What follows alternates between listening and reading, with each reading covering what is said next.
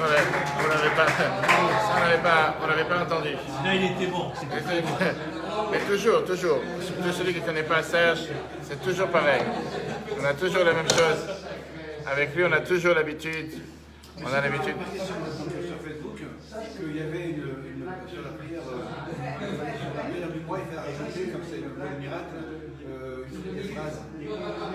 Pas forcément des phrases particulières, mais oui, quelles phrases? Non, pas particulières, pas des phrases particulières. En tout cas, c'est un sujet, je dis, passionnant, parce que le sujet, le vrai débat, ce qu'on verra à la fin du cours aujourd'hui, si Dieu veut pour tous ceux qui vont nous suivre jusqu'à la fin et qui ne vont pas décrocher au milieu, en espérant, l'idée, elle est de savoir et d'essayer de se dire, est-ce qu'on doit respecter le gouvernement, le royaume, les lois locales, ou bien c'est la Torah qui prévaut? Et c'est un débat de société, c'est un débat très intéressant aujourd'hui, parce que beaucoup de gens, malheureusement, dans la société dans laquelle on vit, osent dire qu'il n'y a que Dieu qui décide, c'est Dieu qui a son mot à dire, et les lois du gouvernement, les lois du pays, on n'a pas forcément l'obligation de les respecter. Et la question, c'est un débat très intéressant, c'est un débat beaucoup plus profond, qui est sur, est-ce que, en règle générale, quand on a les deux sur la balance, qui veut dire, d'un côté, nous avons l'État, la société tout court, est-ce que ça, c'est forcément opposé à ce que Dieu il attend de nous de faire? Ou bien, on peut très bien vivre dans un endroit logique, un endroit normal, un endroit... Les lois de la Torah, c'est ça le thème du cours que vous avez, Masada contre Yavne, nationalisme militant par rapport à la religion institutionnalisée. Qui veut dire, est-ce qu'on est capable de pouvoir vivre en tant que bon juif, malgré qu'on est sous un royaume ou on est sous un État qui n'est pas forcément d'après la loi juive? Et ça s'est passé à travers tous les temps, et on va voir que ça s'est passé aussi au temps du Temple, on va tout de suite voir, puisqu'on va remonter à l'an 73 de l'ère commun, ou bien non, c'est pas possible. Et ça, c'était justement l'argument, et sans plus avancer, on va voir dans les détails tout à l'heure, l'argument de ceux qui étaient à Masada et d'autres, de dire que non, si on veut faire ce que Dieu il veut, on ne peut pas vivre sous le régime des Romains, on est obligé de vivre sous notre propre régime. Et puisqu'on ne peut pas vivre sous le régime des Romains, autant se suicider. Et la question c'est la question qu'on se pose, c'est avec ça qu'on va avancer aujourd'hui. Est-ce que la Torah est pour un tel système? Est-ce que la Torah est pour une telle idée? Ou bien la Torah te dit que tu peux très bien vivre ensemble, sous l'État, sous le royaume, sous le gouvernement, etc. Tout en faisant ce que Dieu attend de toi.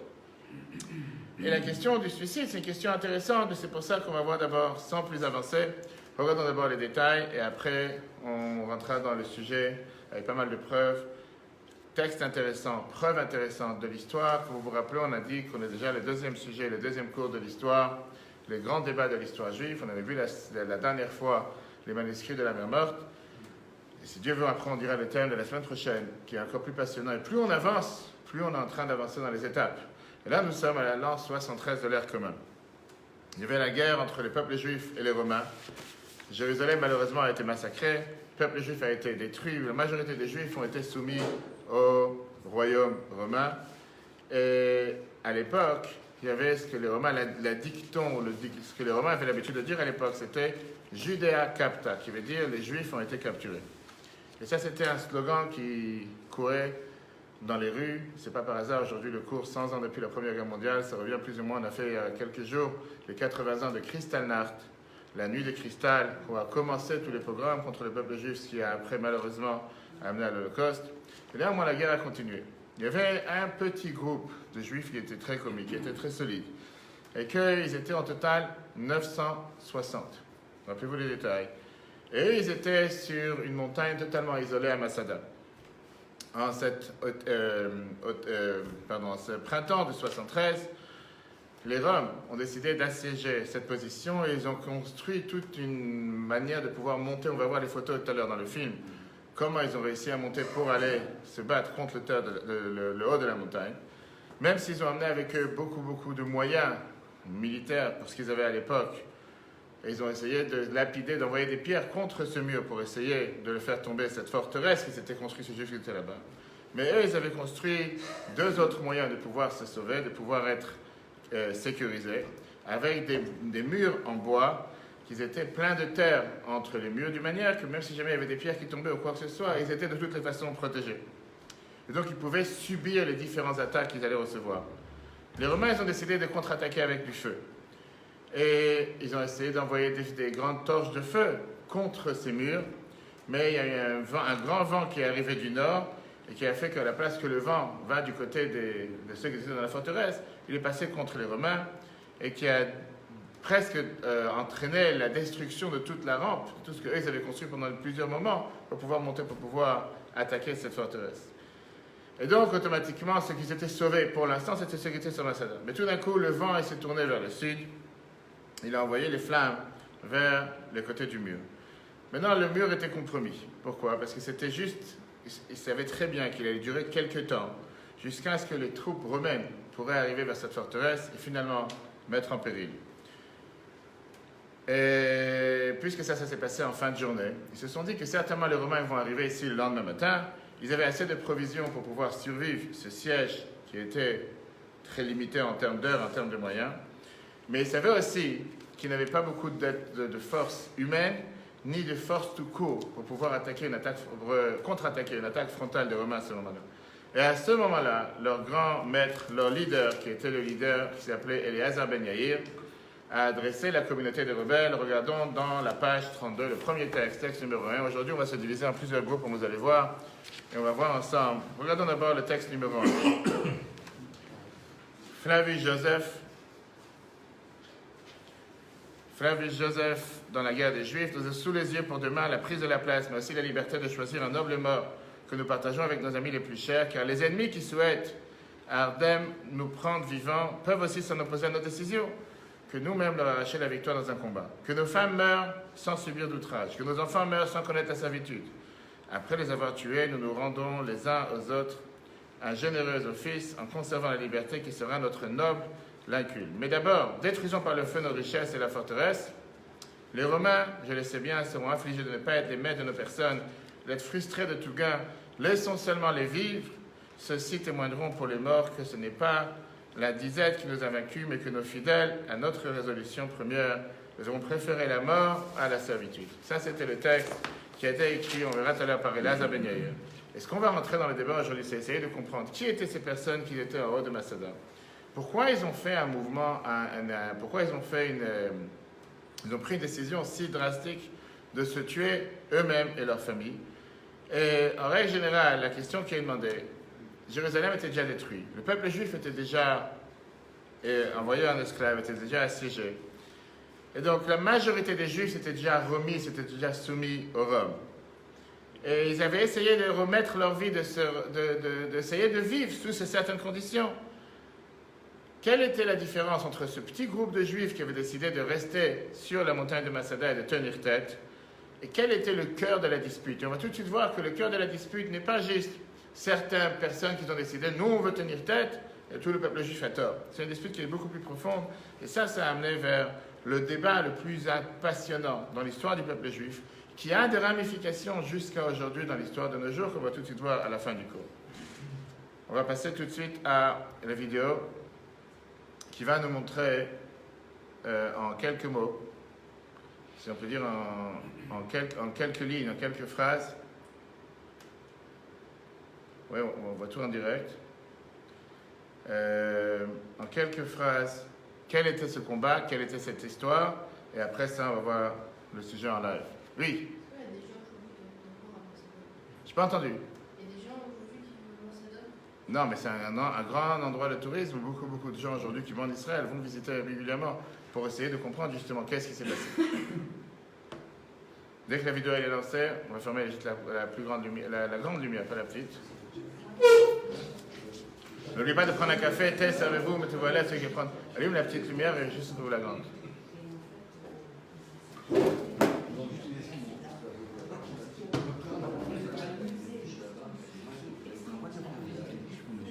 Oui, bien sûr, c'est ce qu'on va faire. On va prendre ça.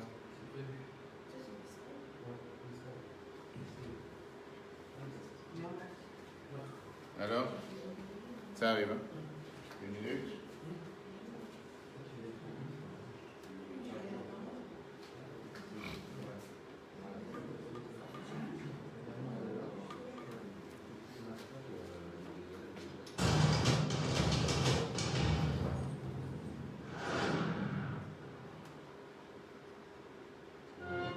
The Jewish revolt against Rome changed Jewish history in an unbelievable way. Lorsque le Second Temple se trouvait à Jérusalem, les Juifs vivaient sous domination étrangère. Tout d'abord, quand les Juifs sont revenus en Judée, la captivité à Babylone, pour construire le Second Temple, ils se sont soumis pacifiquement au pouvoir perse. Puis, avec la montée en puissance,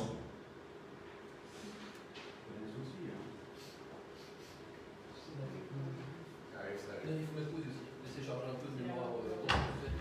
Hein? Mets-lui un peu en pause, 2 secondes. Là, il est en streaming là. C'est ça, c'est un peu de streaming. Laisse-le charger un peu avant. Alors, attendant, je vous rappelle que justement, je voulais savoir la suite par rapport aux années.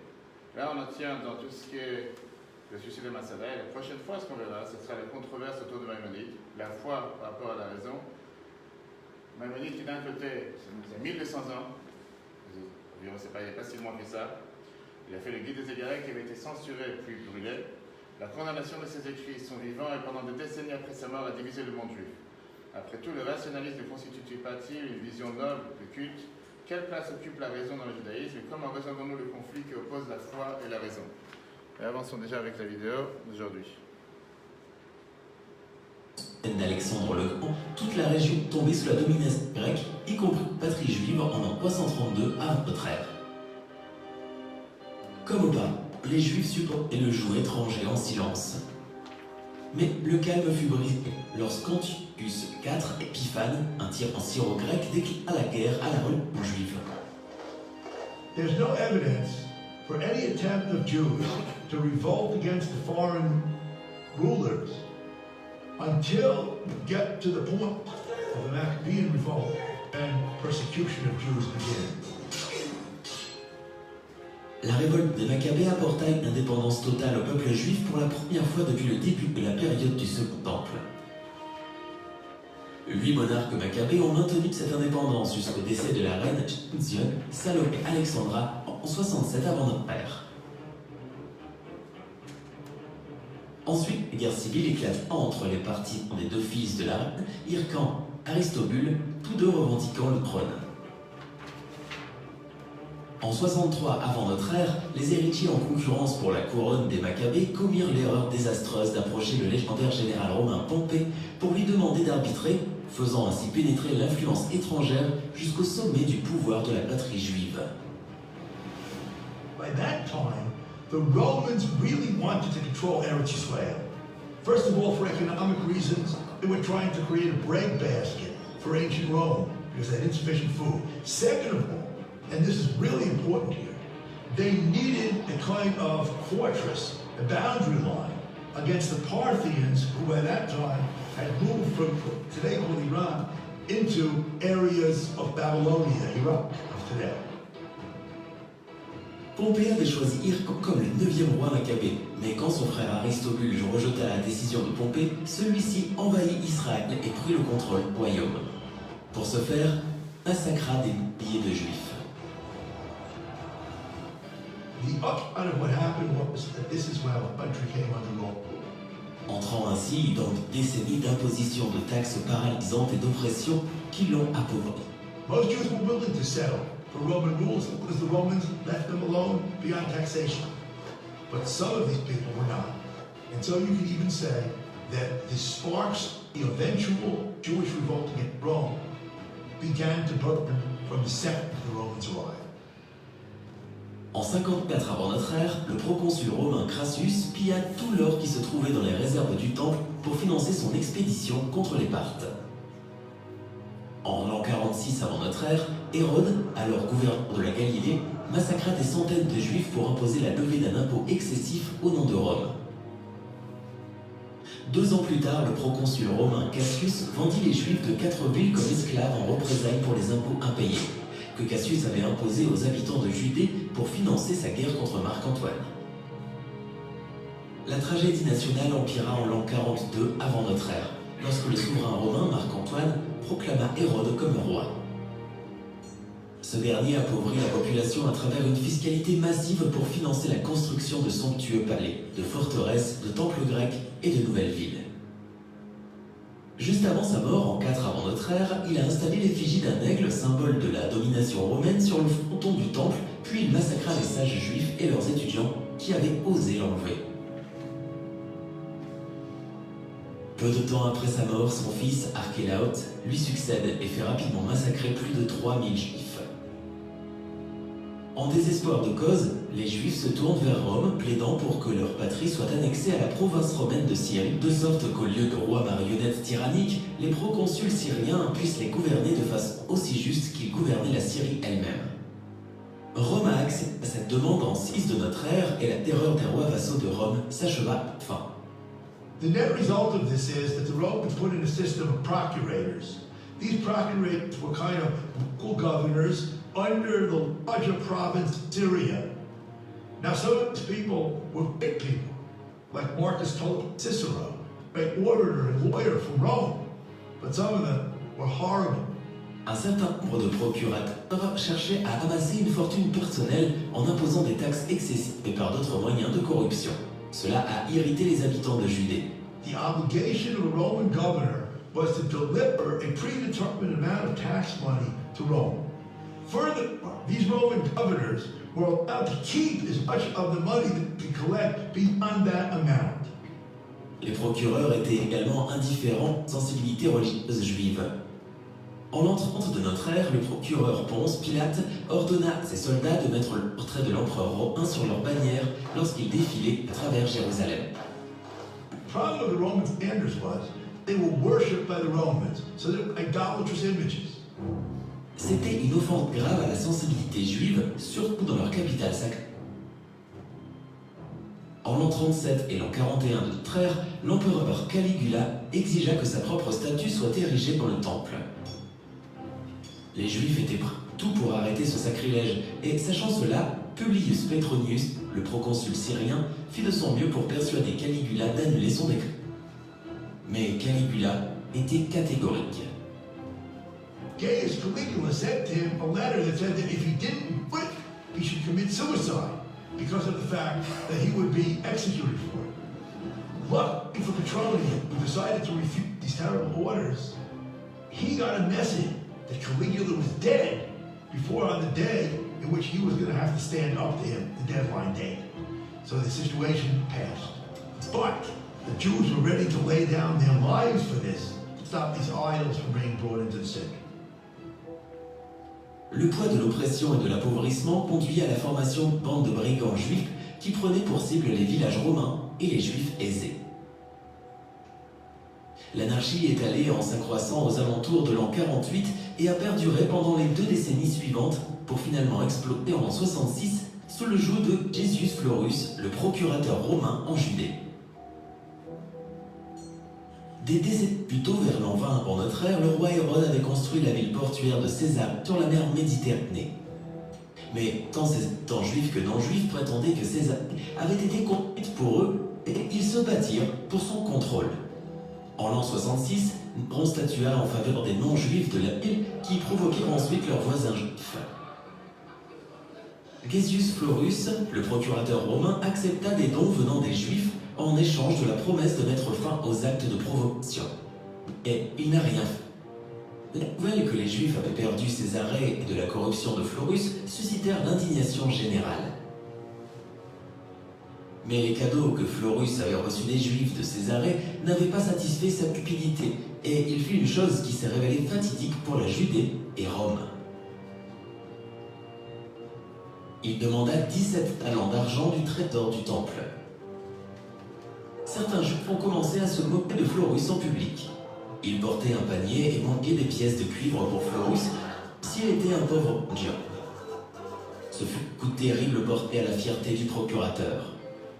Florus marcha avec la cavalerie et l'infanterie sur Jérusalem et ordonna à ses dirigeants de lui livrer ceux qui se moquaient de lui.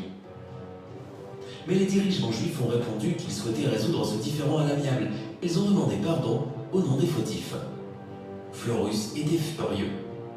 Il a ordonné à ses troupes de piller le marché de la haute ville de Jérusalem et de tuer tous ceux qu'ils rencontreraient. Les soldats sont entrés de force dans de nombreuses maisons et ont tué leurs habitants. Environ 3600 habitants de Jérusalem ont été assassinés ce jour-là. Pour achever sa provocation, Florus a envoyé des troupes pour voler le trésor du temple, mais les Juifs en avaient assez vu. Ils bloquèrent les routes étroites menant au temple, rendant ainsi impossible le passage des soldats. Certains se tenaient sur les toits de leur maison et jetaient des armes de fortune sur les Romains qui étaient bloqués sur les routes. Ceux-ci n'avaient pas d'autre choix que de battre en retraite. À travers tout l'Israël, l'esprit de mutinerie était dans l'air. Mais quelle était l'aspiration juive à ce moment-là?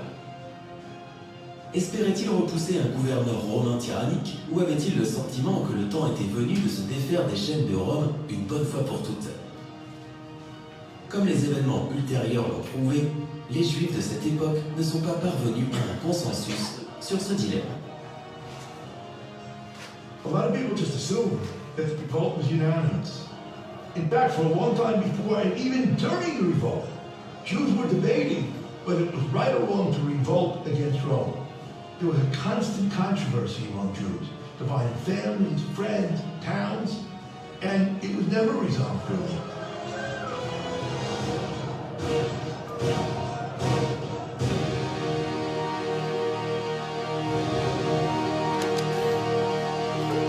Lumière.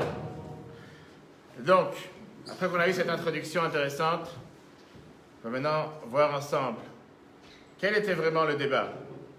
Qu'est-ce qui dérangeait? Qu'est-ce qui se passait? C'était quoi le problème qu'il y avait entre ces deux groupes?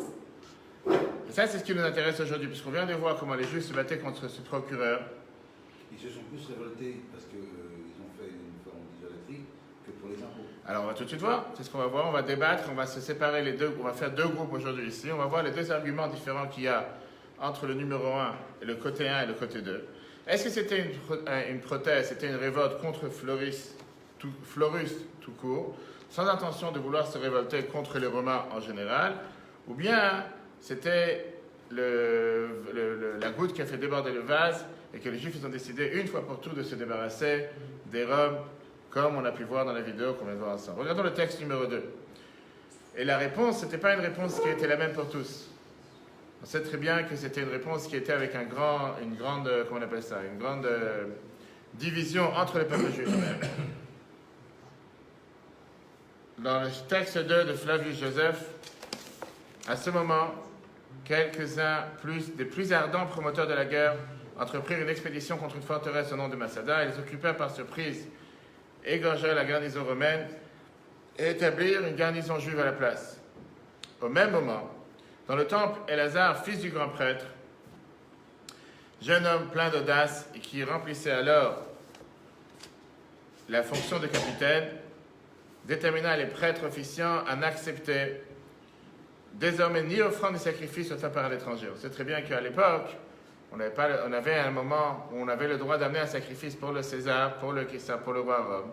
C'était une dérogation que la Torah avait donné la permission pour pouvoir être en paix avec tout le monde. Et là, ils ont dit, on va arrêter.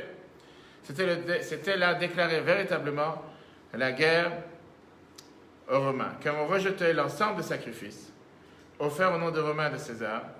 En vain, les grands prêtres et les notables exhortèrent à ne pas négliger le sacrifice traditionnel célébré en l'honneur des empereurs. Les prêtres refusèrent de les entendre. Chers amis, là, ça c'est dans ce passage. Qu'est-ce qui se passe? Qu'est-ce qu'il nous décrit ici Joséphus?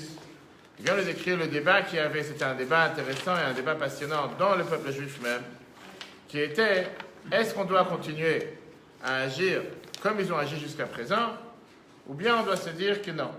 Jusqu'à présent, on a subi, on a essayé d'être sympa avec eux, on a essayé d'amener un sacrifice, on a essayé de tout faire ce qu'il fallait faire. Malheureusement, ça n'a abouti à rien. De toute façon, on se fait avoir. De toute façon, on a à chaque fois des problèmes et des ennuis. Et donc, les seules choses qu'on a, c'est de se battre et de se battre jusqu'à réussir. La question, elle est, est-ce que c'était intelligent de leur part, en sachant que pas forcément ils allaient réussir? Parce que c'est facile à dire, je veux me battre. Mais si tu te bats et tu ne sais pas si tu vas pouvoir réussir, est-ce que ça vaut la peine de se battre? Qui c'est qui a une réponse? Vas-y. J'ai pas entendu. Ils sont battus contre ou pour? On va diviser en deux. Je ne sais pas si on fait droite et gauche. Ils doivent se battre. Ils doivent se battre. Doivent se battre, mais en sachant que tu n'es pas forcément garanti de réussir. Pas grave. La question, c'est de savoir si on peut vivre servi, Alors, comment dire, l'esclave. Alors justement, attends, on va faire aujourd'hui un examen ensemble, une seconde, on va diviser, on est ici, grâce à Dieu, assez nombreux. On va se diviser en deux, ou côté droite et côté gauche, ou la première moitié avant, première moitié après. Donc de... Non, on va faire comme ça. On fait ça. Comme ça, face à face, c'est mieux. Très bien. Alors, de Patrick à Fabrice, le premier 6 ensemble et le deuxième 6 ensemble. On va faire deux groupes. On va parler comme si nous sommes des avocats. On va établir le cas entre nous et vous allez voir, on va voir, vous avez ici des feuilles et des papiers. Et chacun doit construire ses arguments. Mais vous allez voir, les arguments, ils sont basés sur les textes. D'accord? Chacun doit construire ses arguments et chacun doit essayer de défendre son cas. L'idée, c'est quoi? Le premier groupe, Patrick et Fabrice vont lire le texte 3 à 6. On va lire ensemble le texte du 3 à 6. Ça, c'est pour le premier groupe, exactement. Et le deuxième groupe va lire le texte 7 à 9. D'accord? 3 à 6 de Patrick et Fabrice, vous pouvez chacun lire le texte ensemble, à voix basse. Le deuxième groupe de Eitan, de Dan, Jean-Claude et tout le monde, lisez de 7 à 9. Une fois que vous allez lire le 7 à 9, pourquoi? Le 3 à 6, c'est les arguments pour la révolte. Du 7 à 9, ce sont les arguments qui sont contre la révolte. Et bien sûr, pas grave, vous êtes pour. Lisez les textes de 3 à 6, et après on va faire un résumé ensemble et voir. Après on va faire. Vous êtes pour la révolte. D'accord? Pour le combat. Pour la révolte. Je vais mettre pour la révolte. Ben justement, c'est pour ça que tu es là. D'accord? On est pour le combat. Et les prochains vont lire. Et les prochains vont les. Non, mais les avocats chacun, de 3 à 6. Et les prochains lisaient de 7 à 9. Et après, chacun va me dire les arguments qu'il a trouvés. Vous pouvez même rajouter des arguments personnels pour savoir pourquoi aller pour et pourquoi aller contre. Après, on aura un représentant de chaque groupe qui représentera le groupe et qui dira quels sont les arguments, pourquoi il faut se révolter ou pourquoi il ne faut pas se révolter. Et après ça, on verra est-ce que c'était une question juste de guerre ou une question de loyauté tout court par rapport à Dieu et par rapport au peuple juif. Lisez d'abord du 3 à 6 pour le premier groupe, 7 à 9 pour le deuxième groupe. D'accord? Et moi, je vais lire en voix haute pour ceux qui nous suivent sur le live. Le texte 3 à 6, c'est ceux qui débattent par rapport à pour la révolte.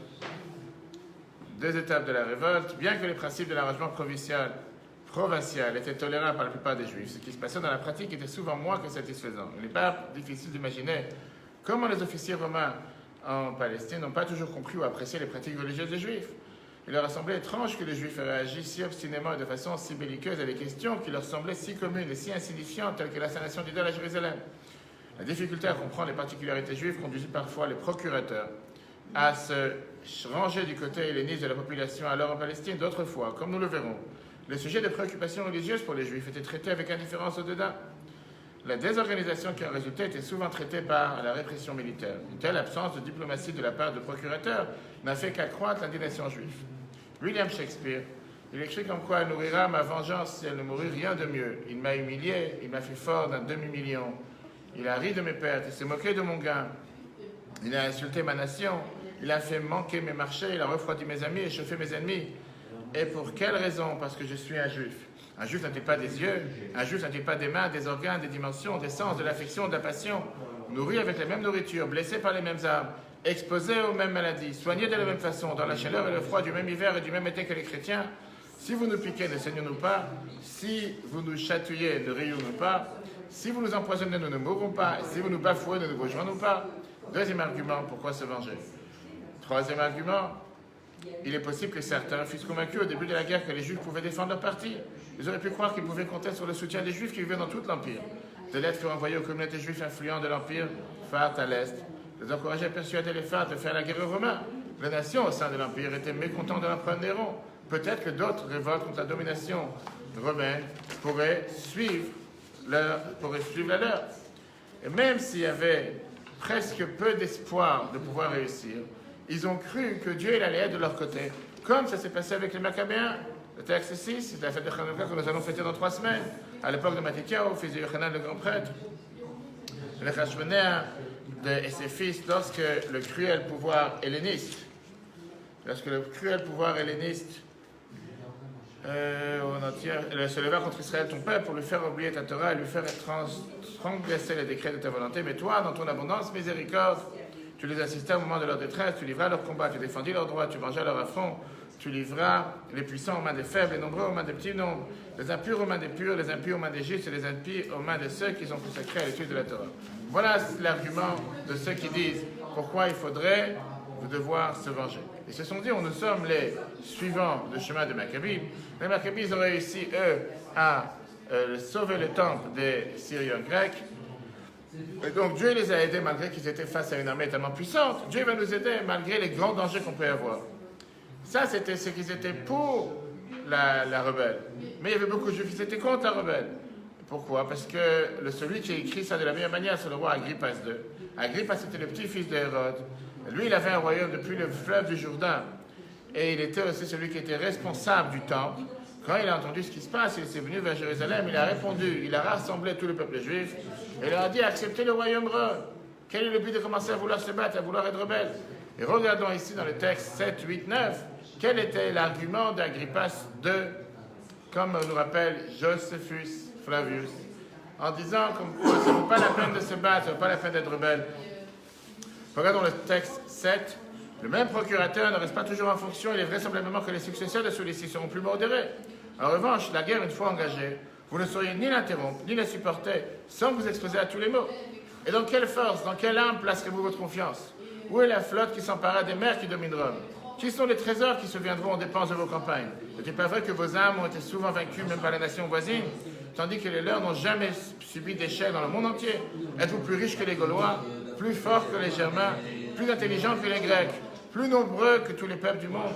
Quel motif de confiance vous soulève contre les Romains? Il est dur de servir, diriez-vous. Combien plus dur pour les Grecs, qui supérieurs en noblesse à toutes les nations, d'éclairer le ciel et le soleil? Les Grecs qui établis sur un si vaste territoire obéissent à 6 faisceaux d'un magistrat romain. Ainsi, lorsque presque tous les peuples éclairés par le soleil s'agenouillent devant les armes des Romains, seriez-vous les seuls à les braver? Prenez donc pitié, sinon de vos enfants et de vos femmes, du moins de cette capitale et de ses saints-parvis. Épargnez le temple, préservez pour vous-même le sanctuaire avec ces vases sacrés, car les Romains vainqueurs n'épargneront plus rien. Voyons que leur ménagement passé ne leur ont valu que l'ingratitude. Ça, c'était le premier argument, qui a des chances, et beaucoup de Juifs étaient d'accord avec ces arguments d'Agrippas. Même ceux qui se sont révoltés, même ceux qui voulaient se révolter, ce n'était pas une révolte générale contre les Roms, c'était une révolte localisée face à un groupe de Roms.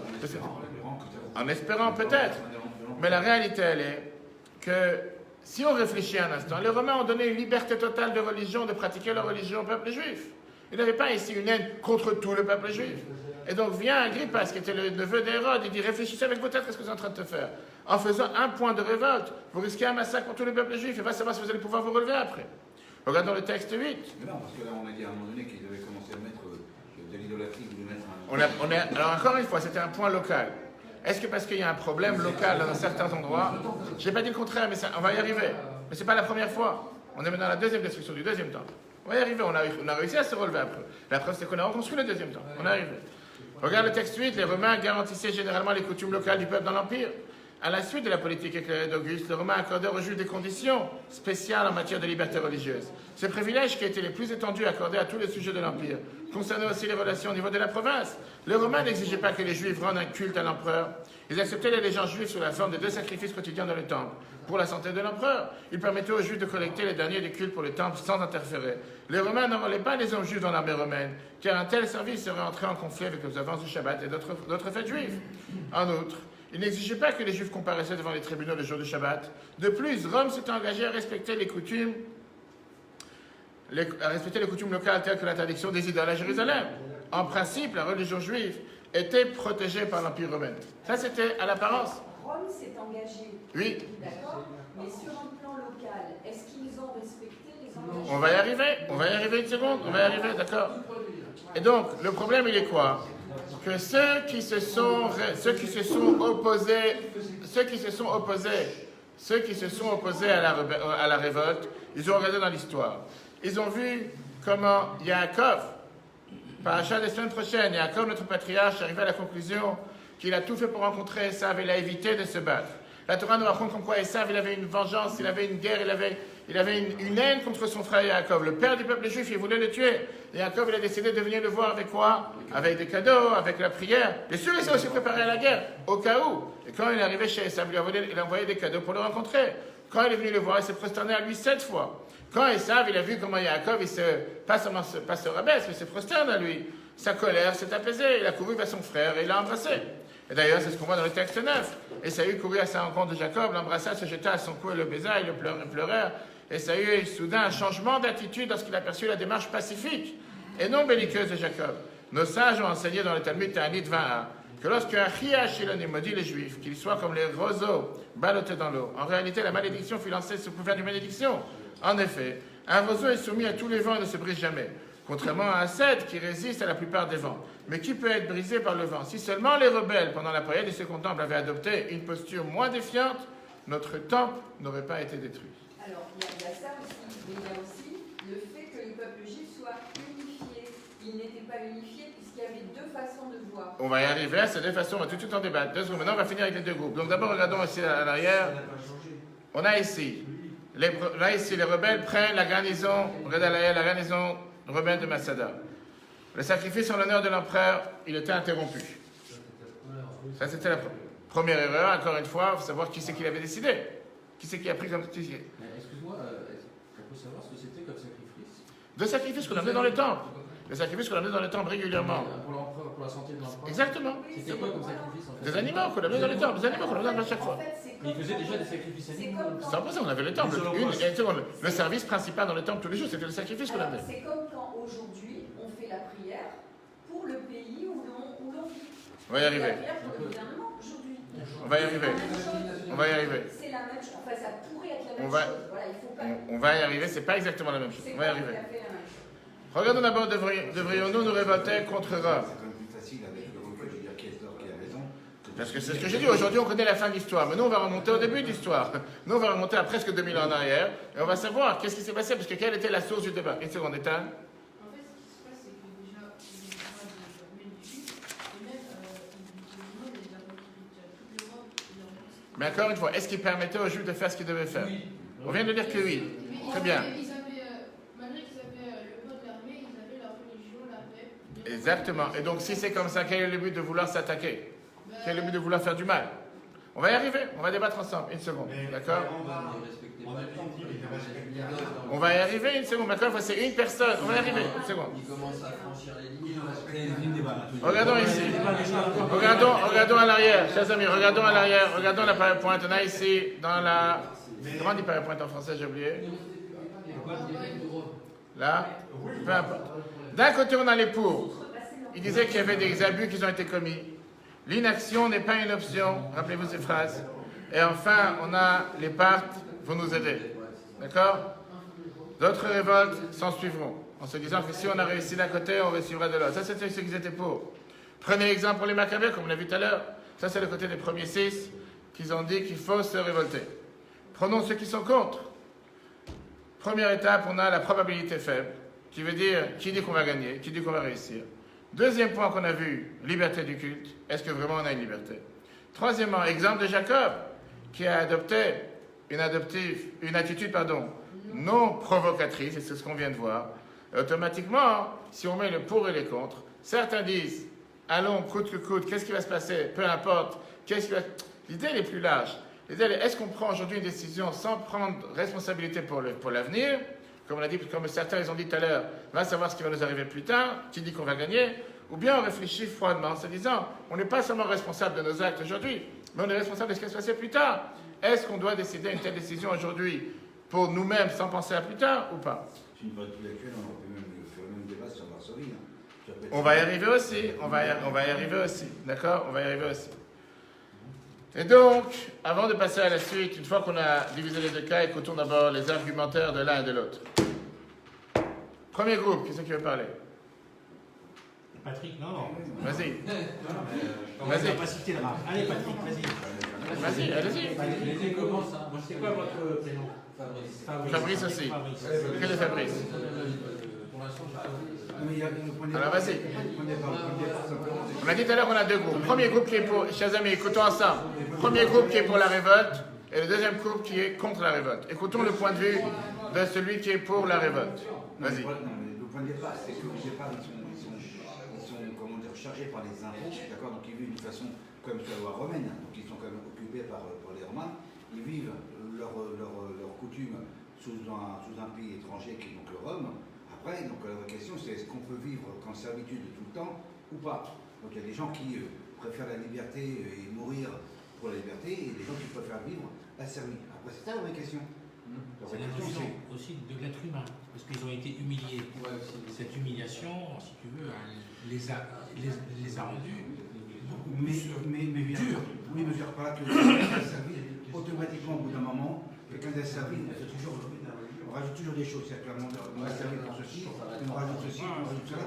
Et à un moment donné, c'est la goutte d'eau qui fait le relais de base. Quelqu'un d'asservi, au bout d'un moment, il est obligé de se révolter. Bien sûr, il ne peut pas tout en dire finalement que la servitude. On parle de dédain, d'indifférence et de répression. Ils ont été quand même réprimés. Oui. Dans ce contexte-là, comme tu dis, à un moment donné, voilà, ça monte, et voilà, donc après, ils devaient combattre. Est-ce qu'ils l'ont fait pour eux, est-ce qu'ils l'ont fait pour leur descendance, est-ce qu'ils n'ont pas voulu aussi que plus tard, donc leur descendance vive sous un pays, enfin, de répression. Donc de répression. Est-ce qu'il y avait, d'accord, est-ce qu'il n'y avait pas ici seulement comment on appelle ça, une volonté de se venger, tout court, d'accord? Si je dois résumer ce que dit notre patrie, il y avait aussi l'exemple de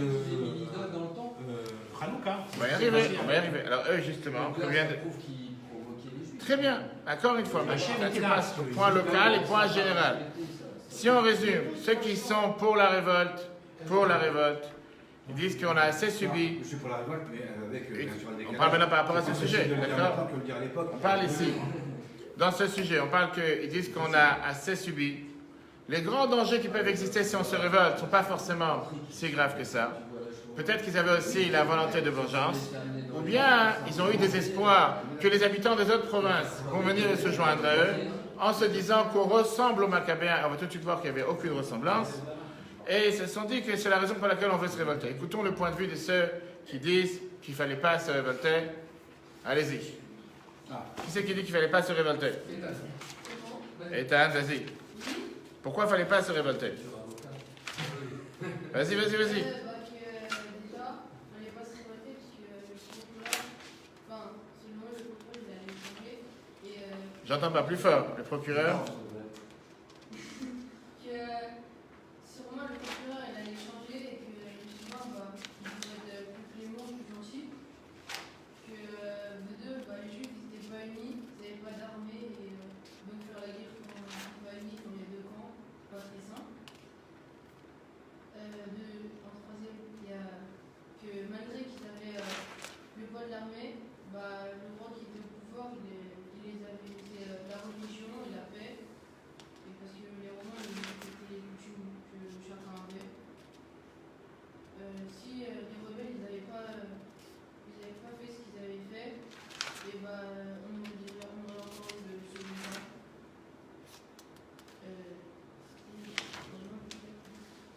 Et donc Ah oui. Le problème aussi, c'est que les Romains locaux n'ont pas respecté ce qui avait été décrété par Rome.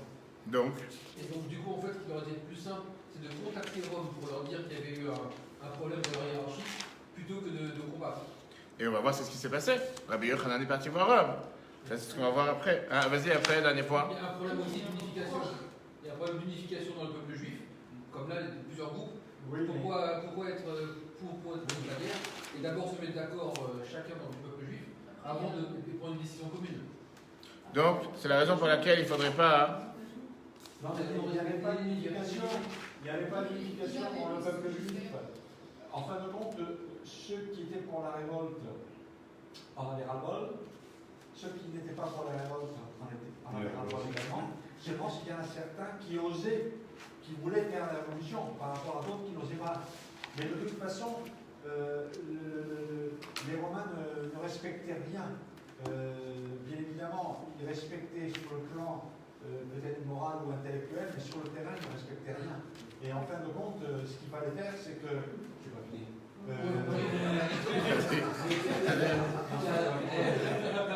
Vas-y. Vas-y.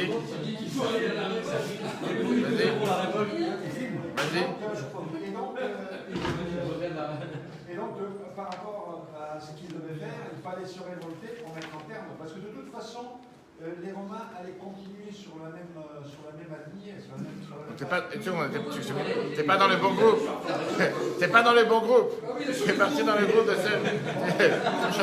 Faut changer de groupe. Oui, dernière fois, allez-y. Oui.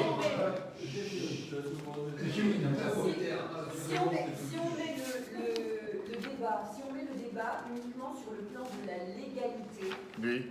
il y a d'une part les lois juives et d'autre part les lois des Romains, qui sont les lois, on va dire, du pays de l'Empire.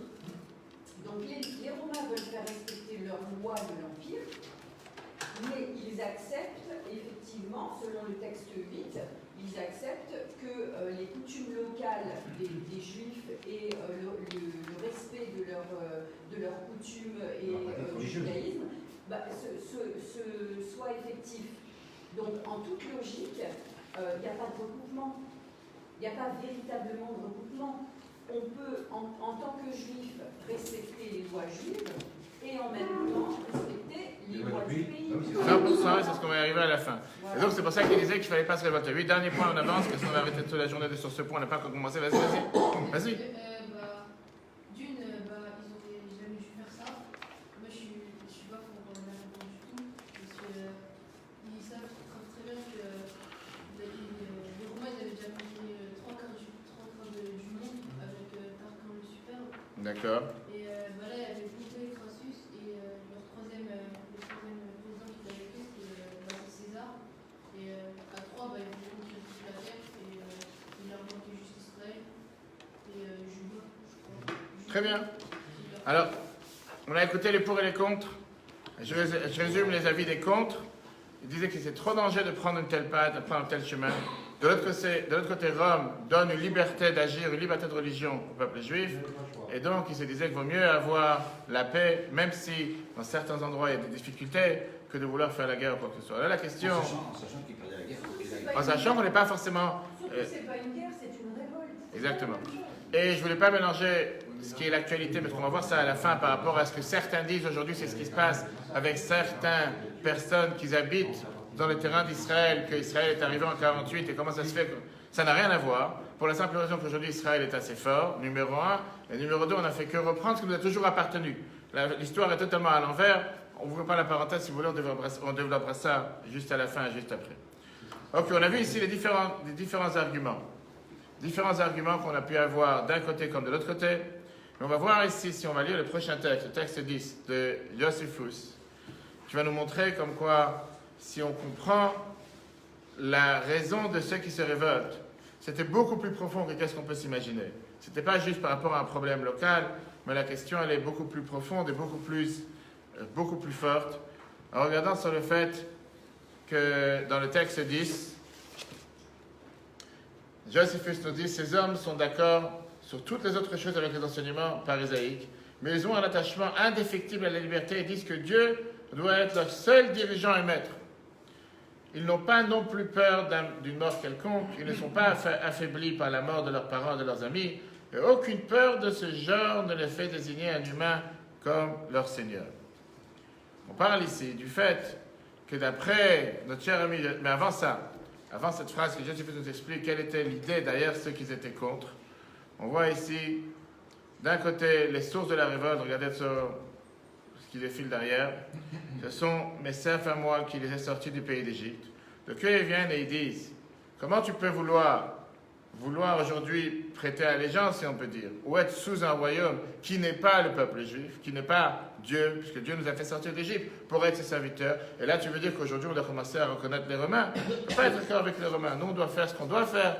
On ne peut pas être d'accord avec eux, ce qu'ils voudront nous imposer. De l'autre côté, Judas de Galilée, il est déloyal envers Dieu d'avoir un autre maître que lui. C'est ce qu'on va voir tout de suite dans le texte 10 qu'on va lire ensemble. On a lu le texte 10, le texte 11 qu'on vient de dire. Car c'est à moi que les Israélites appartiennent comme esclaves. Ce sont mes serfs à moi qui les ai sortis du pays d'Égypte. Et Flavius Joseph nous dit que cependant, dans le texte 12, c'était un certain Menachem, fils de Judas de Galilée, qui emmena ses familiers à Masada, où il força le magasin d'armes du roi Hérode, équipa les gens de son bouge avec quelques autres brigands. S'étant ainsi constitué une garde rapprochée, il rentra comme un roi à Jérusalem, devint le chef de la révolution et dirigea le siège du palais. On voit ici que ce Judas de Galilée, c'est lui qui a appelé à la révolte contre les Romains. Et lui, il a dit que payer les impôts aux Romains et reconnaître dans les Césars Rome fait en sorte qu'on manque d'allégeance, on manque de loyauté envers Dieu. Que Dieu est le seul patron et personne d'autre. Et donc ils se sont dit, on est prêt à mourir pour ce but. D'où il a pris son idée, ce qu'on a vu dans les textes 11, en disant que puisqu'on appartient à Dieu, Dieu il a dit qu'on est sorti d'Égypte pour être ses serviteurs. On n'est pas venu les serviteurs de quelqu'un d'autre. On va y arriver, une seconde. Lui, il s'est dit que ce verset vient te dire qu'on n'a pas le droit de vivre sous un gouvernement Rome. Dieu nous a fait sortir d'Égypte pour être ses esclaves. Qui nous a donné l'autorisation de vivre sous un pharaon, version romaine. On doit être seulement sous Dieu et sous personne d'autre.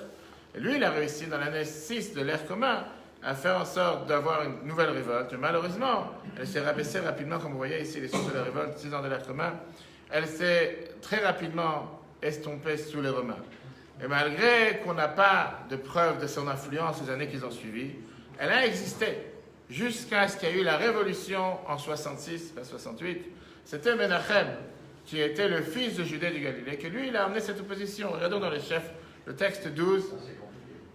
Le texte 12, Menachem, le fils de Judas, dirigeait un groupe de rebelles en 66 ère commun. Voilà ce que nous dit Flavius Joseph, cependant un certain Menachem, fils de Judas de la Galilée, on a dit déjà ça. C'est ce que dit les deux, d'accord. Et il appelle ces gens-là des Sikrim, qui veut dire, c'était un groupe de personnes qui ont agi à l'époque. Et l'idée, elle était que c'était ceux qui ont continué dans leur démarche comme si rien n'était. On va jusqu'au bout, on va jusqu'à la dernière limite. Ils ont été tellement avec cette vengeance à l'intérieur d'eux-mêmes qu'ils se sont dit, on ne parle pas ici de ce qui va être le résultat, si on va réussir ou si on ne va pas réussir. Eux, ils se sont dit, on croit en Dieu et seulement en Dieu, en rien d'autre. Et le fait de vouloir se soumettre à un autre royaume, ça veut forcément dire qu'on ne croit pas en Dieu. Et on est prêt à mourir même pour le but. Et donc, un des groupes qui voulait la révolte disait qu'on peut vivre seulement sous Dieu sans jamais recevoir l'autorité de qui que ce soit d'autre à part Dieu. Le fait que Dieu ait dit tu dois être mes serviteurs, ça veut dire que si tu payes des impôts aux Romains, et si tu reconnais l'empereur Rome, et si tu amènes un sacrifice pour les Roms, automatiquement tu es en train de faire une faute. Vaut mieux mourir que de faire cette telle faute. Ça, c'était leur approche. Oui. Alors, vaut mieux mourir non. Vaut mieux mourir non. Parce que c'est interdit par la loi de la loi. 100%. Bon. Et ensuite, on n'est plus.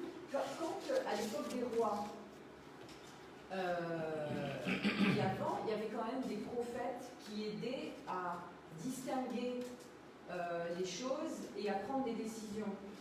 Une personne qui arrive comme ça et puis qui dit « moi, c'est Dieu », en fait, c'est un extrémiste.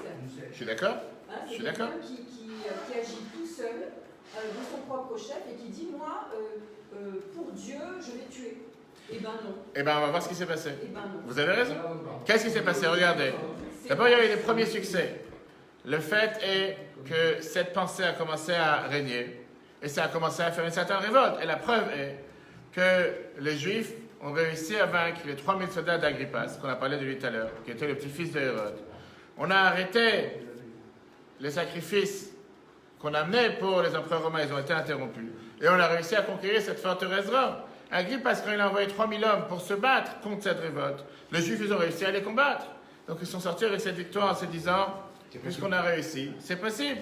Et lui, Agrippas, il a demandé à Gallus, qu'on a vu tout à l'heure, de se mélanger, d'intervenir en disant, puisque je ne suis pas capable de faire quoi que ce soit, il faut intervenir.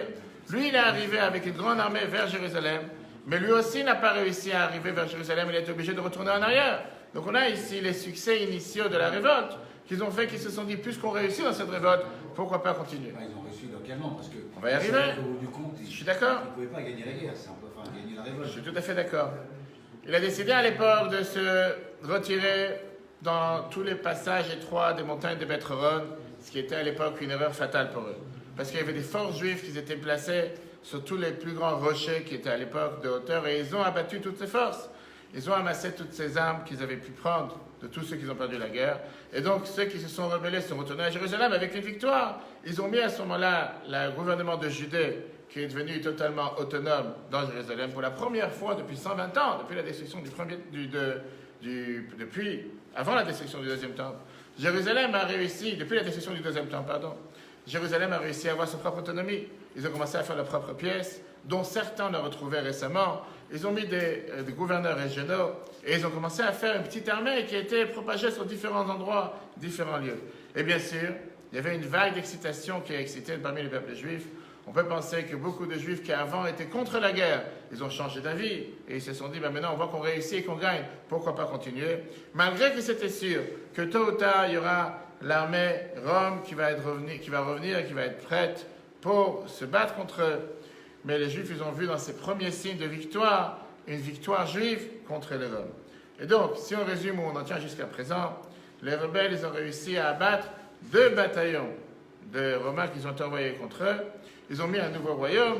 Et il y avait une vague d'excitation dans le peuple juif en se disant, puisqu'on a réussi une partie de la révolte, pourquoi pas continuer? Qu'est-ce qui s'est passé après? On va voir comment, malheureusement, Jérusalem, la ville de Jérusalem est devenue sous un siège. L'armée Rome, qui était l'armée la plus puissante, avec leur chef de guerre, qui était Aspasianus, il a décidé de venir et d'attaquer ville par ville, étape par étape. Et il a laissé derrière lui une terre totalement brûlée. Une terre brûlée dans laquelle il brûlait tous les villages, il détruisait les villes, il massacrait des milliers d'hommes, femmes et d'enfants, vendus en esclaves tous les juifs qu'il rencontrait, pillait la richesse juive. Encore une fois, on est vraiment dans l'époque, Kristallnacht, 80 ans. Et après qu'ils ont réussi à abattre le nord, Aspasianus a commencé à mettre sa route vers Jérusalem. Regardons ce qui s'est écrit dans la voix de Rabbi Nathan, le texte 13. Quand Vespasien est venu détruire Jérusalem, il a envoyé un missive qui disait « Idiot, pourquoi cherchez-vous à détruire la ville et à brûler le temple? La seule chose que je vous demande, c'est de m'envoyer un arc ou une flèche en signe de soumission, et je partirai et vous laisserai en paix. » Ils répondirent « De la même façon que nous avons vaincu les 2 premiers, les armées qui sont venues nous défier, nous allons également les vaincre. » Dès que Rabbi Yochanan ben Zakkai entendit cela, il appelle les habitants de la ville et leur demanda « Mes enfants, et là c'est ce qu'elle a dit tout à l'heure Marie-Jeanne, pourquoi cherchez-vous à détruire la ville et à brûler le temple? La seule chose que Vespasien vous demande, c'est de lui envoyer un arc ou une flèche en signe de soumission. Il partira et il vous laissera en paix. » Ça c'était dans le texte 13. Sauf que Rabbi Yochanan ben Zakkai, qui était parmi les plus grands sages de l'époque, lui disait comme quoi il faut se soumettre. Il n'y a pas besoin ici de se révolter. Et on a vu comme quoi Josephus, il nous dit dans son livre que les Chachamim, les sages à l'époque, par la direction de Rabbi Shimon ben Gamliel, qui était l'autorité du Sanhedrin, ils étaient opposés à la révolte depuis le départ. Ils n'étaient pas d'accord avec cette révolte. Ils ont même essayé de convaincre les Kohanim de pouvoir renouveler le sacrifice qui était amené pour le bien-être du César, en disant qu'il n'y a aucune faute d'amener ce sacrifice, mais qu'au contraire, c'est quelque chose qui existe depuis tellement longtemps, on ne sait même plus depuis quelle date. Et les Chachamim étaient pour l'idée de dire que la révolte est une grande erreur. D'abord, comme on l'a dit tout à l'heure, les Romains donnent un libre accès à la religion pour tous les peuples juifs. Et on ne peut pas comparer la situation actuelle, et ça c'est l'erreur de ceux qui ont dit tout à l'heure qu'il fallait être pour la révolte, à la situation des Maccabéens, que là-bas il y avait des décrets qui interdisaient de faire les mitzvot. Alors ce n'était pas le cas aujourd'hui. Une seconde, ils n'étaient pas aveugles aux souffrances qu'ils ont eues, ils n'étaient pas aveugles à la situation difficile du peuple juif, mais ils se disaient qu'on n'a aucune chance de gagner contre les Romains, et on n'a pas le droit de s'appuyer sur un miracle, que nous on va lever un petit doigt et Dieu va nous aider. La seule opportunité qu'ils avaient pour l'instant, la seule possibilité qu'ils avaient, c'était, on va dire, choisir le moindre mal. En se disant, on va demander aux autorités de faire en sorte que notre quotidien soit le meilleur possible. D'ailleurs, après la Shoah, il y avait certains qui ont mis comme faute sur les rabbins de l'époque, et ils ont dit que, puisqu'ils croyaient que la situation était totalement décrétée, qu'il n'y avait aucun moyen de s'en sortir, pour ça qu'ils ne se sont pas révoltés contre les nazis. Le rabbi, il fait appel à cet argument en disant que c'est 100% faux, et ce n'est pas la raison pourquoi ils n'ont pas fait appel. C'est qu'au contraire, dans les endroits locaux, certains disaient que puisque la situation actuelle, elle est encore vivable, et c'est pas parce que qu'est-ce qui se passe dans un autre endroit qui va se passer aussi ici, Pourquoi pas aujourd'hui faire preuve de se demander, au moins de faire en sorte que notre situation actuelle soit un peu mieux. Et c'est pour ça qu'ils ne sont pas révoltés. Mis à part le fait que beaucoup pensaient, comme on va tout de suite voir, que de toute façon on ne pouvait rien faire, on n'avait pas moyen de pouvoir s'en sortir tout seul. Il fallait que les gens de l'extérieur viennent. On verra si Dieu veut, si on a le temps après de voir développer ce point-là. C'est pour ça que je dis que c'est plus facile après de dire qu'il fallait se révolter. Exact. C'est facile de le dire. Oui, mais là on n'est pas encore après. Là on n'est pas encore après. Mais ils ont quand même violé notre trésor du temps. Ils ont pris le... Je suis tout à fait d'accord, mais encore une fois, alors ils ont pris le trésor, on va arriver très bien. On va arriver, on va voir qu'est-ce qu'à l'époque, on se remet à l'époque, on va voir qu'est-ce qui s'est passé à l'époque, qu'est-ce qu'on a fait. Donc néanmoins, on voit que les Chachamim sont contre, la révolte. C'est là qu'on a vu comment Rabbi Yochanan ben Zakkai, qui était parmi les grands des sages, a décidé que lui, il fallait s'opposer à la révolte. Comme on vient de voir, regardez les arguments. Nous disposons de la liberté de culte à la différence des Maccabées. Deuxièmement, regardez à l'arrière, nous ne pouvons pas vaincre. Nous ne devons pas compter sur les miracles, c'est le deuxième point. Et troisième point, il n'est pas déloyal envers Dieu de vivre sous la domination romaine. Ce sont les trois arguments pourquoi, il n'y a aucune raison pourquoi se révolter. D'accord? Contrairement à ce que Judas et Galilée, ces gens disaient que si jamais on accepte l'autorité Rome, automatiquement ça veut dire qu'on est contre la volonté de Dieu, ce qui n'est pas du tout vrai. Ok. Néanmoins, on voit qu'on continue, les rebelles ont refusé d'écouter les Chachamim. Ils ont continué à faire la guerre, ils ont cherché d'élargir leurs troupes, parce que pas beaucoup de gens s'associaient à eux. Et ils se sont dit que si jamais on arrive à une situation de désespoir, automatiquement, les gens n'ont pas le choix que de nous rejoindre. Et donc nous, on va créer une situation de désespoir dans le peuple, et finalement, les gens vont dire, puisqu'on est arrivé au gouffre, on n'a plus le moyen de s'en sortir, au moins se rebeller. Et ils ont décidé de créer le désespoir parmi les gens de Jérusalem. Regardons ce qui s'est passé dans le texte 14. La Gemara Gittin, page 56b, nous raconte il y avait des zélotes parmi les gens de Jérusalem. Ça, c'est les rebelles qui créent le désespoir. Allons faire la paix avec les Romains. Mais les zélotes les en empêchèrent. Allons faire la guerre contre les Romains, répliqua-t-il. Les sages le prévinrent, vous ne réussirez pas. Les zélotes se levèrent et brûlèrent les entrepôts de blé et d'orge, et une famine s'ensuivit. Ça, c'est ce qui s'est passé à l'époque, la Gemara Gittin. Rabbi Yochanan ben Zakkai, il a vu ce qui s'est passé. Rabbi Yochanan ben Zakkai, il a décidé la chose suivante. Regardons le Midrash Ercha, qu'on a l'habitude de lire chaque fois le jour de Tisha B'Av. Rabbi Yochanan ben Zakkai est sorti le texte 15 pour aller vers la place du marché. Il vit que les habitants de Jérusalem faisaient bouillir de la paille pour en boire du jus. Il dit, comment des hommes qui se nourrissent de la sorte peuvent-ils résister aux soldats de Vespasien? Je n'ai pas d'autre choix que quitter la ville et négocier la fin du siège. Ça, c'est ce que Rabbi Yochanan a voulu faire. Et la question qu'on va voir tout de suite voir ensemble était, est-ce que Rabbi Yochanan avait raison ou pas? D'un côté, pour ceux qui étaient pour, qu'on voyait à l'arrière, Rabbi Yochanan disait que vaincre c'était possible. Deuxièmement, on ne doit jamais se rendre. Troisièmement, le capitaine est le dernier à quitter le navire. Ça, c'est ceux qui étaient pour la révolte en se disant, capitaine, c'est pas lui de quitter, c'est le dernier qui sort. On ne doit jamais se rendre et on peut vaincre les Romains. C'était une illusion, si on peut dire. D'accord? C'est parce qu'en vérité, il y a deux camps. Il y a ceux qui font pour et contre. À Dieu, mais à 100%. Oui, mais c'est une erreur, parce que Rabbi Yochanan, tu vois bien que les sages du peuple juif leur disaient, c'est pas parce que tu fais confiance à Dieu que tu ne peux pas faire ce qu'il faut faire dans la vie de tous les jours. Pas parce qu'il ne faut pas être non plus tordu, borné, être avec la tête dans le mur. Je fais confiance à Dieu, automatiquement, je fais tout et n'importe quoi. Maintenant, ceux qui disaient vaincre était possible, parce que tu as gagné 2 petits villages ou 2 petites armées. Deuxièmement, ne jamais se rendre, c'est peut-être une idéologie, mais que tu dis que la Torah t'a permis de faire une chose pareille, et il te disait que le capitaine était le dernier à sortir du bateau. Qu'est-ce qui répond à ça, Rabbi Yochanan? Rabbi Yochanan était, Ben Zakkai ne croyait pas à la victoire, lui parmi tous les autres sages. Deuxièmement, se rendre est parfois la bonne solution, pour pouvoir survivre sous certaines conditions. Et troisièmement, il te dit, vous n'êtes pas le capitaine ici. De quoi tu parles en étant le capitaine? Rabbi Shimon ben Gamliel était lui le capitaine. On va voir plus tard que lui, il a été tué par les Romains. Comme on raconte ça tous les ans, le jour de Kippour. Quand les Romains ils ont conquéri la ville, il était en ville, il était en bonne situation. Plus que ça, quand tu parles qu'un capitaine, il ne va pas partir avant. Il ne va pas partir du bateau seulement le dernier. Ici, il n'y a personne qui va t'aider de partir ou pas partir. Ici, on est tous dans le même bateau, il n'y a pas de capitaine ou pas capitaine. De manière plus large, Rabbi Yochanan avait ici une vision qui était beaucoup plus importante. L'établissement d'un centre de Torah permettra la survie du judaïsme après la destruction du temple. Rabbi Yochanan savait que la partie aujourd'hui, elle est finie. Regardons l'avenir. On ne va pas maintenant se battre pour gagner ce qu'il y a à gagner aujourd'hui. Regardons l'avenir. Rabbi Yochanan, il était en train de mettre les piliers de la fondation du peuple juif après la destruction du temple, et avec ça, donner l'espoir au peuple juif, une fois que le temple était détruit. Donc d'un côté, on a ici les rebelles qui ont tout fait pas parce qu'ils étaient totalement désespérés de brûler tout ce qu'il y avait comme manger pour que le peuple juif n'ait plus rien quoi faire, seulement de se rebattre. Rabbi Yochanan ben Zakkai a décidé de sortir de la ville en se disant que parfois, la seule manière de se rendre, c'est parfois la meilleure solution d'après la halakha. Et lui, il s'est dit, j'ai ici un rôle important. Oublions la situation actuelle, passons plus tard, comme la Mishnah le dit plusieurs fois, celui qui est intelligent et voit l'avenir, en se disant que je dois m'inquiéter au futur du peuple juif, je ne vais pas s'inquiéter seulement à ce qui se passe maintenant. Rabbi Yochanan ben Zakkai, il a décidé de vouloir s'enfuir. En voulant s'enfuir, bien sûr que les rebelles, ils ont tout fait pour le bloquer, pour faire en sorte qu'il ne puisse pas sortir. Ça, c'est Rabbi Yochanan ben Zakkai. Pourquoi ils ne voulaient pas faire sortir des gens de la ville? Pour ne pas toucher à la motivation et au moral des guerriers qu'ils avaient. Ils ont mis des gardiens autour des portails de Jérusalem. Et ils ont tué tout celui qui quittait l'armée, ou tout celui qui était considéré un arik, celui qui était un déserteur. Merci. Rabbi Yochanan avait besoin de l'aide pour pouvoir sortir. C'était pas si simple.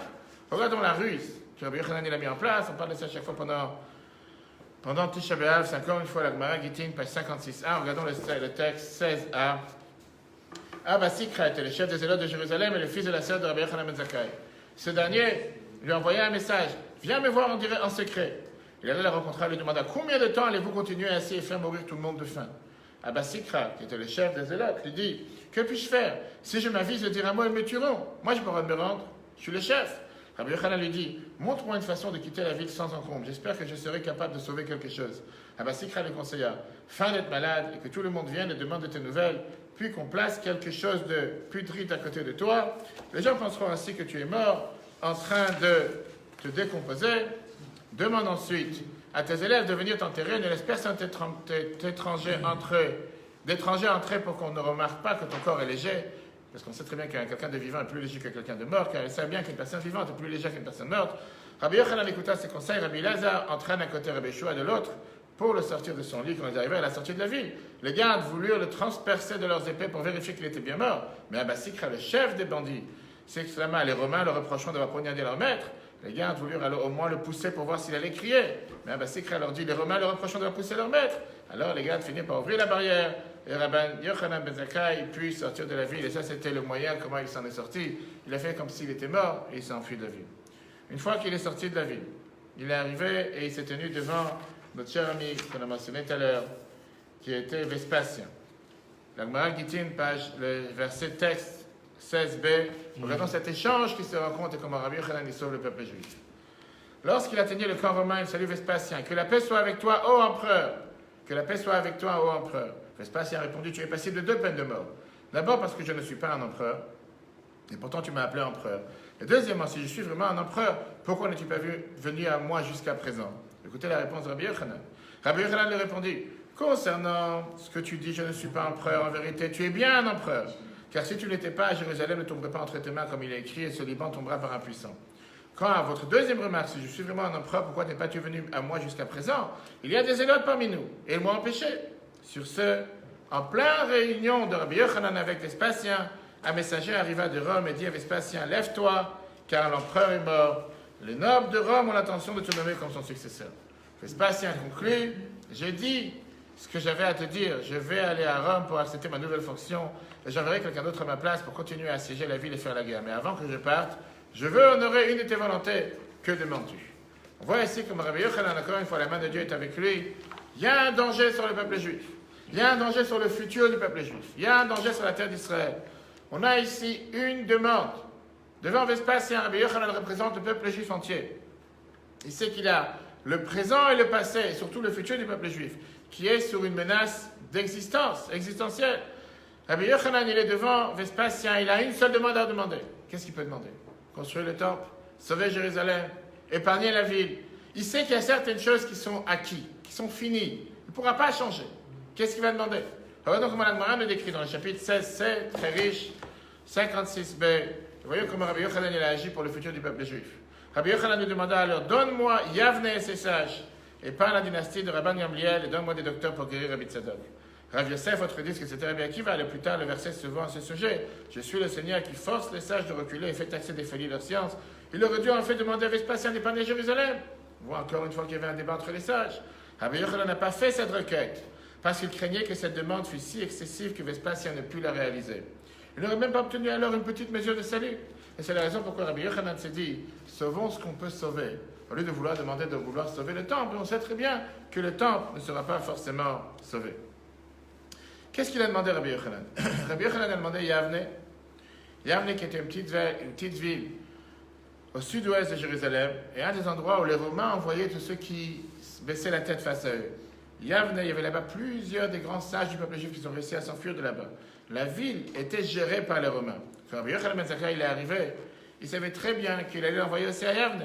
Mais son but, ce n'était pas juste d'aller à Yavne de manière libre. C'était de fonder là-bas un Sanhedrin, un tribunal, et de fonder là-bas des centres d'études de la Torah.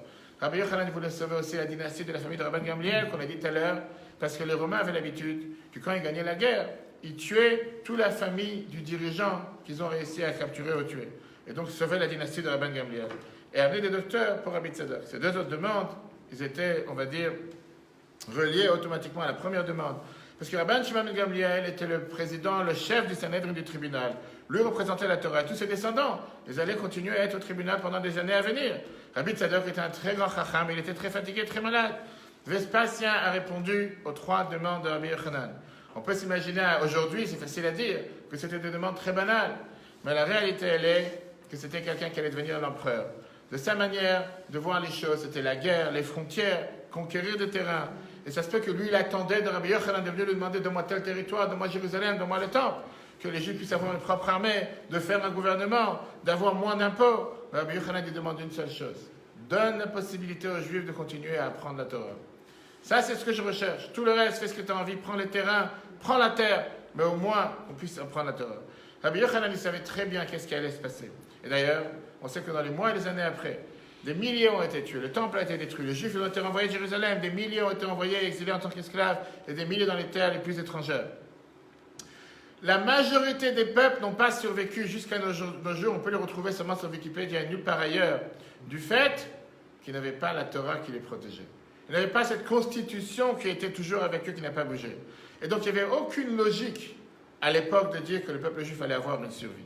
Rabbi Yochanan, il savait que si on ne va pas avoir la Torah avec nous, on est garanti d'être exterminé comme tous les autres peuples qui ont disparu de la planète. Jusqu'à nos jours, 2000 ans d'histoire, on a les preuves qu'ils ont totalement disparu. Rabbi Yochanan s'est dit: qu'est-ce que je peux faire pour sauver le peuple juif? Quel est ce qui va garantir la survie du peuple juif par les Juifs pour toutes les générations à venir?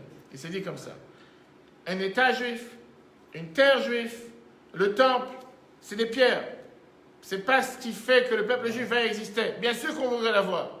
Mais comme il savait très bien le demander à Vespasien, on ne va pas le recevoir. Il s'est dit par contre, même si on est dispersé sur les 4 coins de la planète, même si on parle des différentes langues, même si on est tellement assiégé par tous les autres peuples et tous les autres royaumes, la seule chose qui va faire qu'on va pouvoir survivre, c'est le fait d'avoir la même Torah partout. Et la réalité, elle est que si aujourd'hui on regarde avec le recul, c'était la meilleure décision qu'il a pu prendre à l'époque. Parce qu'il s'est dit que la seule clé de survie pour le peuple juif, c'est la Torah. Donc il s'est dit, pendant qu'il y a cette guerre à Jérusalem, passons à Yavne. Là-bas, on a tous ces sages qui existent. On va construire là-bas des centres de Torah. Et ça va donner la survie du peuple juif pour toutes les générations à venir. Rabbi Yochanan, c'est la raison pour laquelle il demande ça à Vespasien. Et on voit comment Vespasien, qui n'y a rien compris, on va tout de suite voir comment, a été d'accord à jouer au jeu. Rabbi Yochanan, il savait très bien qu'il devait agir pour le futur du peuple juif. Et si on peut dire clairement, si pas cette décision de Rabbi Yochanan à l'époque, on n'aurait pas été là aujourd'hui. On aurait disparu comme tous les autres peuples qui ont disparu en ayant des monuments, mais sans Torah à l'intérieur, sans vie à l'intérieur, sans constitution à l'intérieur, sans ce qui a fait que le peuple juif se maintienne jusqu'à nos jours. Mais revenons à l'histoire à Jérusalem, parce que ça c'est très bien par rapport du côté de Rabbi Yochanan. Mais la question elle est de savoir, est-ce qu'à l'époque, pendant que Rabbi Yochanan est à Yavne, est-ce qu'il n'y a pas la guerre dans les rues de Jérusalem? Vespasien est parti à Rome et il a laissé son fils Titus aller conquérir Jérusalem. Ils sont venus, ils se sont opposés face aux murailles de Jérusalem. Ils ont massacré toute la population et finalement ils ont mis le temple en feu, le deuxième temple. Pour briser le peuple juif, ils ont tué à l'époque Rabban Shimon ben Gamliel, qui était le président du tribunal, qui était à Jérusalem, mais à la condition qu'il avait promis à Rabbi Yochanan. Ils n'ont pas tué toute sa famille. Ils ont laissé son fils, le fils Rabban Gamliel, le fils de Rabban Shimon ben Gamliel, laissé en vie. Et lui, après, justement devenu le président du tribunal. Et tout a recommencé, même si c'était à Yavne. La révolte s'est apaisée. La vie en Israël a repris, on va dire, plus ou moins une vie normale, à part un seul endroit, Masada, où il y avait encore ces derniers rebelles. Et là, on revient à ce qu'on a commencé avec quoi le cours aujourd'hui. D'après Yosefus, on va tout de suite arriver une seconde, c'était les hommes de Juda le Galilée Qu'eux, ils ont dit que si on se soumet à Rome, on est en train de renier la volonté de Dieu. Ils ont décidé de continuer à se battre à Masada. Même après la tombée de Jérusalem, ils se sont dit qu'on doit tout faire pour arriver jusqu'à être présent à Masada, de vivre en liberté avec un seul maître qui est Dieu et personne d'autre. Et quand les Romains ont réussi à monter leur rampe et finalement arriver jusqu'à Masada, leur dirigeant qui était Lazare, qu'on avait tout à l'heure, il a senti que la fin arrive. Il s'est dit comme ça, se soumettre, ça ne vient même pas en compte. On peut seulement se battre. Se battre, parce que si on ne va pas se soumettre et se rendre, ça veut dire qu'on va vivre sous le joug des Romains. Et comme on l'a vu au départ, leur mentalité était de vouloir entraîner et encourager leurs hommes à se tuer l'un avec l'autre. Pourquoi? Parce que pas seulement que pour lui, c'était même pas inimaginable de vouloir se tuer et tomber dans les mains des Romains, mais il fallait même se tuer leur propre famille pour ne jamais vivre de manière, si on peut dire, soumise à la mentalité romaine. C'est avec ça qu'on a commencé le cours, et là on va voir le discours qu'il leur a dit, comment il a réussi à les convaincre, à cette petite population de 960 personnes, malgré qu'il y en a 5 qui se sont enfuis. On va tout de suite voir, hommes et femmes, comment il a réussi à essayer de les convaincre en leur disant ça ne vaut pas la peine de vivre sous les Romains, il vaut mieux se tuer. On verra après, est-ce que ça avait une vision halachique, une approbation halachique ou pas? Oui, question? Vas-y. Ça, c'est quand Dieu va demander de le faire, on va le faire, justement. C'est pas à nous de décider qu'on fasse ce qu'on fait. Mais imagine-toi aujourd'hui, rien que construire une rampe, ou construire un mur, ou construire un pont qui va vers le monde de temps, ça fait déjà une histoire. Après, je te raconterai quand on ne sera pas en live. Je te donnerai exactement les détails. Regardons le texte 17. Joséphus nous raconte, voilà les phrases. Il y a longtemps, mes braves, que nous avons résolu de n'être servis ni aux Romains ni à personne. Sauf, et ça c'est bien sûr Judas le Galilée, sauf à Dieu qui est le seul vrai, le seul juste maître, les hommes, et voici venu l'instant qui commande de confirmer cette résolution par des actes. En ce moment donc, ne nous déshonorons pas, nous qui n'avons pas auparavant enduré une servitude exempte de péril et qui nous sommes maintenant exposés à des châtiments inexorables accompagnant la servitude. Si les Romains nous tiennent vivants entre leurs mains, car nous fûmes les premiers à nous révolter, nous sommes les derniers à faire la guerre. Je crois d'ailleurs que nous avons reçu de Dieu cette grâce de pouvoir mourir noblement en homme libre, tandis que d'autres, vaincus contre leurs attentes, n'ont pas eu cette faveur. Ça, c'est la phrase qu'a dit, comme on a dit tout à l'heure, notre cher, comment il s'appelait Menachem, on a parlé tout à l'heure de lui, qui vient et qui encourage les gens à se révolter. Eux, ils se sont dit comme ça. D'après la situation que nous avons actuelle, c'est une situation que Dieu ne nous permet pas de vivre de la manière comme on les a demandé de vivre. Le fait que Dieu il veut qu'on vive seulement sous son joug, sous la royauté de Dieu et sous personne d'autre. Ils ont décidé de tous se tuer, à part 2 femmes et 5 enfants qui se sont cachés et qui se sont soumis aux Romains le lendemain.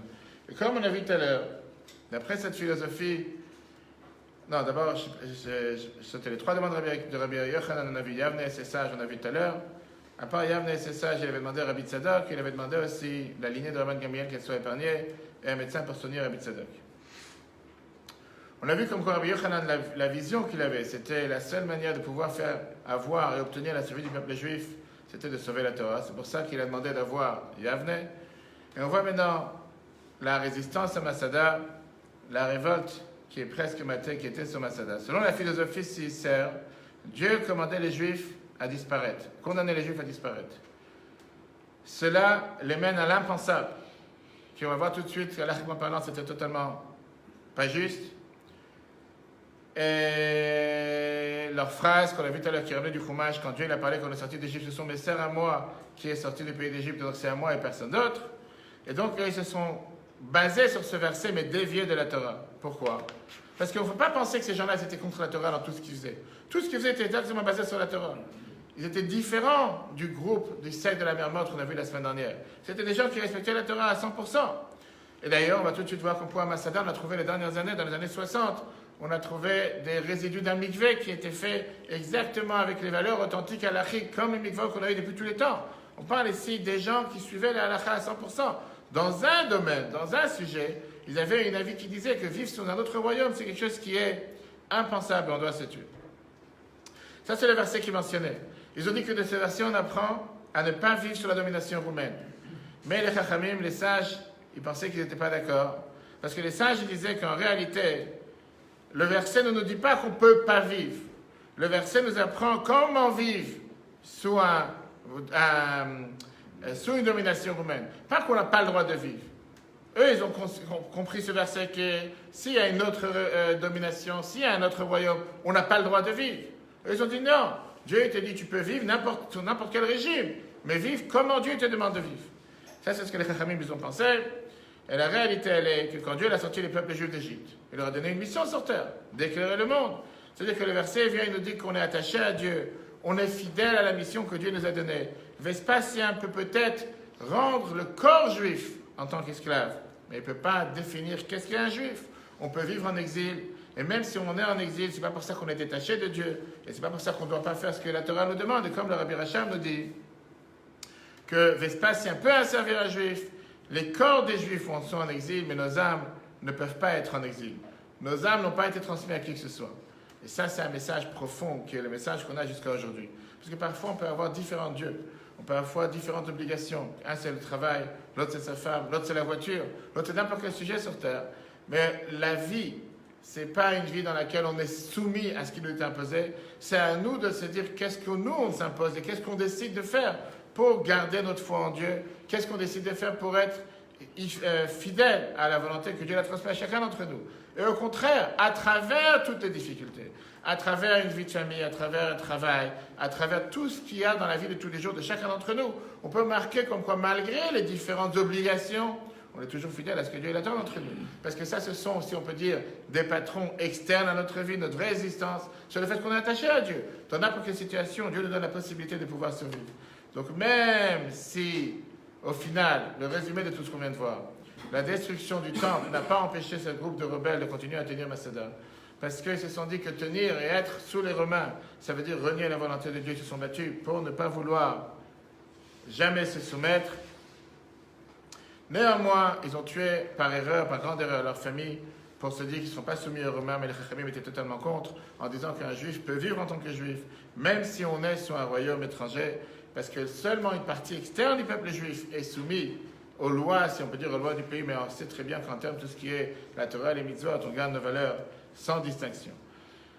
On va finir le cours aujourd'hui avec le prochain point. Une fois que Jérusalem est tombée, une fois que Titus est retourné à Rome, il est retourné à Rome avec les grandes fêtes de victoire, comme l'armistice aujourd'hui. Joséphus était lui-même témoin de ces fêtes. Et il voit comment Titus a montré pendant toutes ces fêtes la victoire, tout ce qu'il a gagné, tout ce qu'il a pillé du temple. Mais en tant que juif, il y a quelque chose qui l'a frappé. Il a dit que la dernière chose qui a été présentée comme le butin qu'ils ont reçu, c'était le rouleau de la Torah. Et le fameux historien Simon Shaman nous dit, avec ça il termine le documentaire qu'il a fait sur le peuple juif en montrant que c'est flagrant, comment ce qui pour nous était toujours le plus important, c'est pour eux, les nations qu'ils ont pensé nous opprimer étaient le moins important. Et en réalité, ça c'était le secret de notre survie. Regardons le texte 18. On vient de voir ici la mission que Dieu nous a donnée. Et regardons ici ce qui s'est passé dans le texte 18. À la vue des coups portés aux Juifs par les légions romaines et leur poursuite de siècle en siècle, venant des Égyptiens, des Syriens et des Babyloniens, il y avait peu de raisons de supposer qu'ils se leveraient en tant que peuple. Et pourtant, 2000 ans plus tard, les Juifs sont toujours là. Comment cela est possible? Eh bien, une réponse pourrait être trouvée dans l'épisode de l'arc de Titus. Non pas dans quelque chose qui s'y trouve, mais plutôt dans son absence. Lorsque Flavius Joseph décrit le cortège du butin des prisonniers défilant dans les rues de Rome, il dit c'est finalement le livre de la loi juive qui fut transporté en dernier, le livre de la Torah. Où sont les rouleaux de la Torah? Visiblement, ils sont absents. Après tout, quelle était la valeur des rouleaux de la Torah? Une suite de mots sur un parchemin. Cela n'égale pas l'investissement d'un sculpteur ou la valeur du marbre, où les mots recopiés, mémorisés, intériorisés, rendus inoubliables seront ceux qui triomphèrent des épées à toute époque. On ne peut pas retenir les morts en captivité. L'Empire romain est venu et a disparu. Mais allez dans une synagogue un samedi, et vous entendrez toujours ces mots. Et ça, c'est Simon Schama qui l'écrit. En septembre 1913, le docteur Sigmund Freud, connu sous son prénom Zalman Freud, juif, le juif sans Dieu, était à Rome. D'où il envoya à un ami une carte postale de l'arc de Titus sur laquelle il écrivit « Der Jude Obstedt », le juif a survécu. Ça, c'était grâce à la valeur de la Torah. Comme on vient de voir, regardez à l'arrière, pour le sculpteur, les rouleaux de la Torah n'ont aucune valeur, alors que pour Rabbi Yochanan ben Zakkai, les rouleaux de la Torah sont ce qu'il y a de plus précieux, et en veillant à ce que la Torah prospère, il a assuré la survie du peuple juif, comme on vient de voir. C'était le choix catégorique, le choix tellement puissant Le choix que Rabbi Yochanan a fait, qui s'est montré aujourd'hui, bien sûr, à la fin de toute l'histoire, qui a montré comme quoi Rabbi Yochanan avait raison et pensait différemment, était une erreur. Regardons maintenant la dernière vidéo avec les notions clés, le résumé de tout ce qu'on vient de voir, et voyons avec ce merveilleux épisode de cette révolte depuis le départ jusqu'à ce qui s'est passé aujourd'hui, comment en réalité, ce qui s'est passé à l'époque était 100% pas ce que la Torah attendait de faire. On ne peut pas comparer ça avec le ghetto de Varsovie, on verra ça après pourquoi. On ne peut pas comparer avec d'autres épisodes dans la vie de tous les jours. Là, on parle d'une vision. Est-ce qu'ils avaient raison ou pas? Regardons d'abord la dernière vidéo avec les notions clés du sujet. Et notre cher ami David, Bechavod.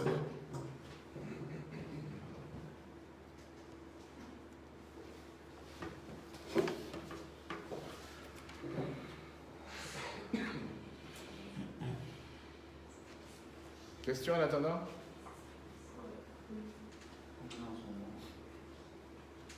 On a les mêmes extrémistes à notre époque. Mais à l'inverse.